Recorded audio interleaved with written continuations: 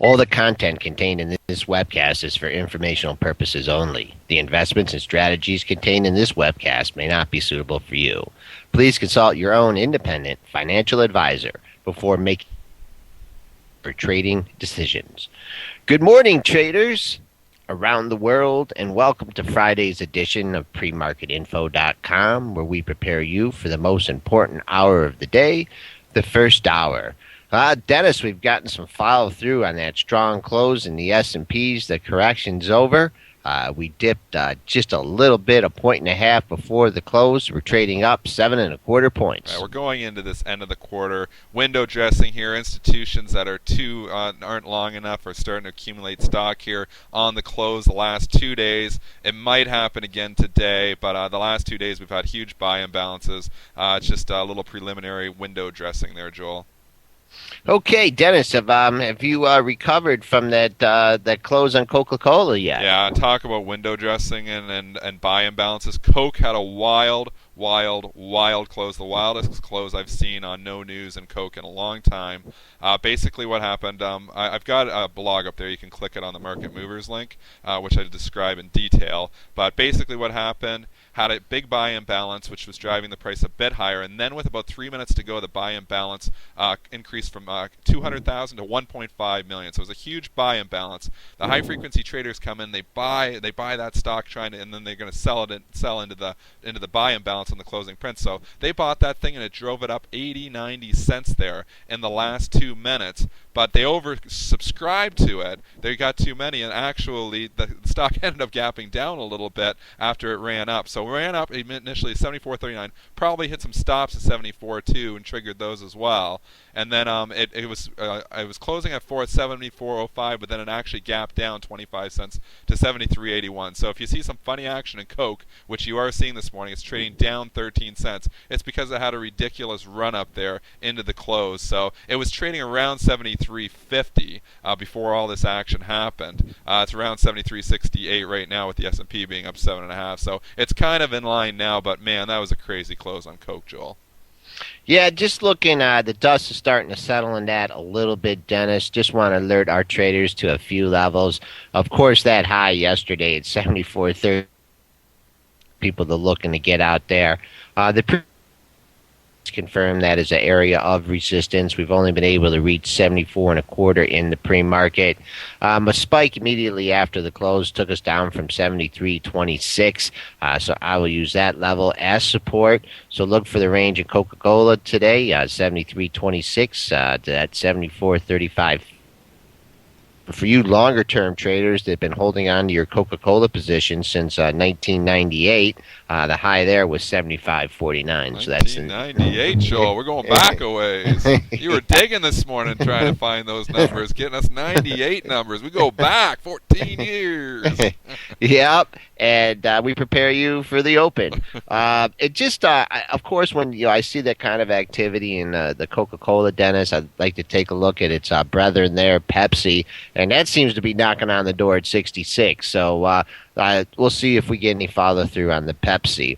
Moving on to some of the components in the Big Ten. Definitely the oils. It was Chevron Corporation, Exxon out of the abyss yesterday.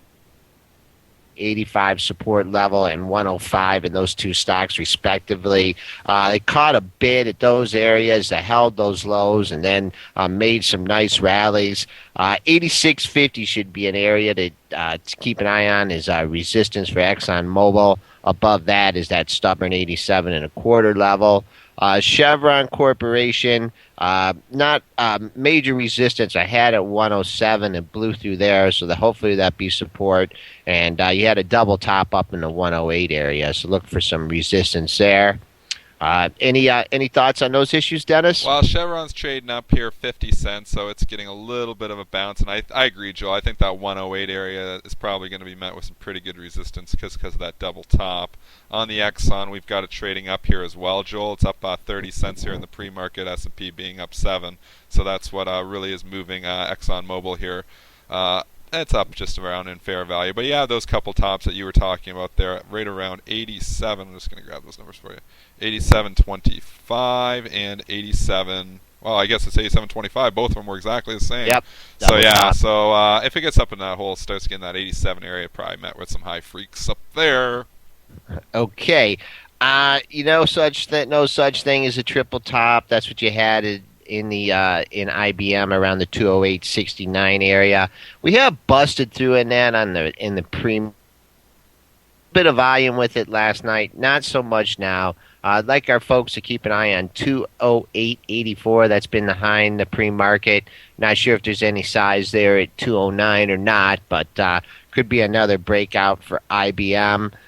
Look for support at the close at 208.27. It's funny, those high frequency guys, they do find that size. I do see a little bit of 209, wouldn't shock me if there's some hidden there too. So I bet you those high frequency guys are leaning on that whole 209 area, which is why you see this thing topping out in the 208.86. One obviously takes out 209. I'd expect more size at 210 just because it's such a big psychological number. So I'm playing the whole number theory a little bit here in the IBM. Okay, Apple not joining the party this morning, Dennis. Actually had a decent sell-off from that 617 area we were talking about yesterday. Dipped down to 607.23. I'd use that as minor support, but the major support comes in at 606.06, which was Tuesday's low. Coming on the upside, as long as we hold the close, Dennis, I got 611.22 would be an excellent swing number. We have traded above that in pre-market. But if Apple can really catch a rally, I'd be looking for Thursday's high at 616.56. A lot of sixes in there. A lot of sixes all over the place. But Joel, this is starting to look a little bit tired. It had a weak day yesterday, down $7. That was a pretty, one of the weaker days it's had in a while. Now, 7 points is not that much of a sorry about my throat there. Not that much of a move for Apple, but it is not bouncing that much this morning, only up 60 cents with the S&P up 7. So that is a little bit of cause for concern. 600 will be a huge psychological level. If this thing goes into sell-off mode, I'd expect maybe some initial bouncing off 600, but cuts through there, then, I don't know if I'd want to be long the thing. Obviously, if we just turn around and start rallying for whatever reason, 621.45 is still the high. Just seeing Disney cross here, Joel, too, not to take you away from the Apple, but Disney actually just getting an upgrade here, and it's starting to move up. It was upgrade at Lazard. It's trading 43.35 right now, so it's up about 35 cents, which is a decent move for Disney. We're looking at the charts there. We've broken down the last couple of days on Disney, had a good bounce up yesterday, and now we're following through a bit here. Joel, what do you think? I think probably running into some trouble there at the $44 area. 44.15 was the 2-day high, and 44.5 is going to be the high of the move. Just going back spread, Dennis, it might not be looking too bad, but we could go into RIM a little bit later. Just wanted to finish up on some of the action in the Big Ten. Microsoft snuck under 32 yesterday, got real close to the 5-day low, but stopped at 31.81. You had the high close scenario there, 32.12 close, 32.19 high. Really don't see any major resistance up to the 32.70 level, so let's keep an eye on that. And finally, just the other thing to note in the Big Ten, why you got to take profits when these things are going up. AT&T from the end of January, basically to the end of the March, climbed from 29 to 32, and in 3 days it takes about back half of that move. It did have a strong close, so it's getting back up into 31s, but I expect some to come in. Up like an escalator, down like an elevator. There it is again, 3 days. Like that's what can happen when trades get a little bit too crowded. We had that double top that we had talked about. I still think, if this thing gets up to that 31.50 area, probably going to be met with some resistance. And for full disclosure, Joel, I do have a trading position on in AT&T. Okay, I'm playing off the Apple RIM theme there, Dennis. RIM disappointed, and the stock's kind of holding in there. Yeah, Joel, the stock is holding in there, actually. Not bad. It went down. Believe it or not, this thing went down. Joel grabbed the after-hours low there for you. I didn't jot it down, but he's pretty good at that, at getting that information for you. But I think it went down to the mid-12s on the initial report, so down almost 10%. It seems like always the stock reports, bang, falls 10%. But it's actually bounced up. Believe it or not, it's trading higher, Joel. It's trading higher, 13.89. It's up 16 cents. What was that after-hours low? Very interesting number, Dennis. It was 1237. 1237. Okay, Ooh, wow. and that coincides with the former low of the move at 1245. Wow. So Wow. that if you had your bids in there at 1250 and the aftermarkets that covered 52-week low and multi-year low, you got executed. Wow. Since then, it's been straight up, Dennis. I mean, it spiked to 1380 and pulled back to 1340. Has been marching. Has been on the march. I don't know what people are thinking. They said nothing that would make you think that this stock is go to zero. So it's probably a good time to get long. You need to get above this 14 and a quarter area. You had two tops there a few days ago, 1422 to 1412. Look for the resistance to be at that level. Coming back on the downside, third up the last few days. So I'd use that as support. Yeah, Joel, the rim thing, that's a nice bounce off, doubling, so basically you could say in the pre-market it bounced right off that 52-week low. So if you were charting pre-market into your charts, you could say it's a double bottom. So maybe that's why we're really getting a lift here too. I think the CEO was saying some stuff, that they're not all, against being, looking to get acquired there too. Kind of hinting around at that too. I think that helped to give the stock a lift as well. Moving right along here, gold, Joel. What do you think of the overall gold stocks? I was just noticing stocks like Barrick Gold made a new 52-week low yesterday. How many stocks are making 52-week lows? There ain't a heck of a lot of them out there, but the gold stocks have been out of favor here. I mean, gold hasn't been doing great. It's obviously a defensive play. And Barrick Gold, you got to think eventually, though, if the market started to turn, maybe some of these gold stocks, people get a little nervous. They like to buy gold. Yeah, that's D. I'm just taking a look at that as a barometer. I mean, it had a nice move at the beginning of the year, came back about a half of that move, and it's just consolidating.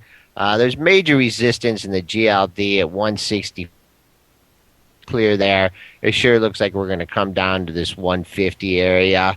When stocks are making new 52-week lows, they're doing it for a reason, Dennis. So, if bottom picker, go ahead. But even if gold rallies, I've noticed this just following gold and investing it over the years.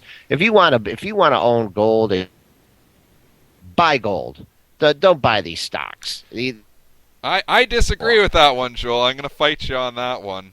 Just the reason, you can buy gold, and obviously, but sometimes these gold stocks too. Overall, gold, okay. So you've had a good argument here for the last 5 years because the GLD, you have, because gold itself has went from $300 an ounce forward back in like 2004, 2005, or wherever the low was there. So in the last 7 or 8 years, it's basic went up fivefold. And if you do look at Barrick and Gold Corp, they've only doubled, so they haven't done great. But I still think some of these gold stocks are just these are just nice vehicles. They're conservative for one thing, so they are a little bit safer investments. I mean, a PE on Barrick Gold is like 9.5. It does give you a little dividend there, and I'm always a big fan of there's usually pretty good premium to write calls and stuff like this. So if you're holding something like this, maybe it doesn't go and give you a 50% return a year, but if you're rolling calls on it, which and I do that sometimes for my own investment portfolio on stocks like Barrick, stocks like Gold Corp, sometimes you can get some pretty good premiums, and your return can get up to 20 or 30% just from rolling calls, even if the stock goes nowhere. So it's a more conservative play. You can argue and can do that in the GLD as well. So so maybe either way, maybe my argument isn't making any sense to you here. But overall, these gold is an essential part of anybody's portfolio. If you're running a portfolio, I think you should have some gold in there. But I like the gold stocks in there as well. Okay, and what else do we have for market movers today, Dennis? You know what? I was really reaching here because, Joel, there isn't a heck of a lot moving here. WMB, I could talk about this one briefly. They announced a little while ago that they were going to have a secondary offering. They priced it this morning. Wasn't that bad. $30.59 is where they priced this secondary offering. I think the market thought they might price it a bit lower than that. So actually, the stock is getting a little bit of a lift here. Williams Company's 31.07 after closing at 30.59, which is exactly where they priced the secondary offering. Sometimes these secondary offering prices do act like a magnet, though, and the stock tends to hang around that price until the offering goes through and the stock can move on. So, well, wouldn't surprise me if it just kind of hung around here for a while until that secondary offering is over, Joel. Okay, yeah, I see it's traded up the pre-market, so it looks like the street is breathing a sigh of relief there with that offering is not at a different price. We have a lot of commodity stocks up. A lot of your oil stocks are trading higher here too. I know a lot of these oil stocks were very weak yesterday, and they bounced before. Just in the last 2 hours, we were talking about the market running up with all those buy imbalances, and they did on the majority of the stocks. And stock like Caterpillar, you could argue on the chart here, made like a double bottom there yesterday. 109. I'm just trying to grab the prices there for you off my chart. I'm sorry, 103.55 was the low 2 days ago, and then 103.48 was the low yesterday. So we've had a nice bounce in CAT here. It's 106.02, so in the last few hours yesterday really ran up. Following through here today at 106.65. Again, we're coming into this window dressing thing, which we were talking about earlier on the show. Basically, at the end of the quarter, if you don't understand window dressing, a lot of institutional managers that are trying to make their portfolio look pretty, which is hence why you put the window dressing thing. So stuff that has performed relatively well over the last quarter, they want to say, oh, we own that stock and it's done well in the last quarter. So if you didn't own it, you might buy it in the last few days, which actually tends to make stocks that have performed well in the last quarter perform well in the last couple days of the last quarter, and that's what we're talking about with the window dressing. So it wouldn't surprise me if you've seen a little run up, and you are seeing it in the Caterpillar here, and then next week all of a sudden these stocks start selling off again. So that's kind of the way you would play the trade, and obviously nothing works perfectly, and a lot of things happen. But some of these stocks that have really run up here in the last couple of days and may run up a little bit more today, may be one of your better opportunities to try a short. Okay, just one closing thought here on RIM, Dennis. It just went up and now hit 1420 in the pre-market, so it went up to that resistance. And the only thing I want to say about that is, Best Buy traded 28 in the pre-market yesterday, and ridiculous. Yeah, and then ridiculous. Yeah, so keep an eye on that 1420, 14 and a quarter. Should be good resistance. Above that, you probably could get some good short covering. But below that, people, because I saw the preliminary news on it, sales were down. They're not giving any forward guidance. Nothing but bad news for RIM. So even though I have the RIM Apple spread on, that's a word of caution. I don't know about that. You're doing okay now. You're doing a little bit better than you were. You were looking really ugly there about 5 o'clock yesterday when they opened it from the halt. The thing fell 10% on you, but he's got on paper though, folks. He doesn't have it on for real. So it's not real money on that RIM Apple spread. He just playing it on paper on that one. But I want Best Buy. Okay. Just one sec, Joe. You brought that Best Buy up. I just found it interesting. I just looked at the chart when you had mentioned it. I found it interesting that it actually bounced right off that $24 yesterday. We had a couple of 1, 2, 3 bottoms early March around 24.06 and right around that 392 area. Call that whole area 24, and we bounced almost directly off that area yesterday at 23.96. So you could argue this whole double bottom thing on Best Buy. Not saying they've obviously when you have something sell off on earnings, it tends to just continue to drift down for a while until people forget about the bad news. But definitely had a nice bounce off that double bottom there yesterday. So if you're using that number for support and you're able to pick some up there, that was a pretty good trade there, a 70-80 cent bounce. Okay, all right, that's our morning show for you guys. We'll be back at 10:30.